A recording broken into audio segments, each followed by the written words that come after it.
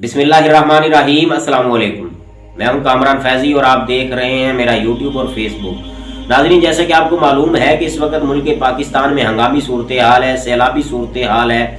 मुल्क पाकिस्तान के सूबा KP और बलोचिस्तान में बहुत ज़्यादा इलाके ज़ेर आब आ चुके हैं। वहाँ के मामूलात ज़िंदगी दरहम बरहम हो चुके हैं। वहाँ के लोगों का जानी और माली बहुत ज़्यादा नुकसान हुआ है।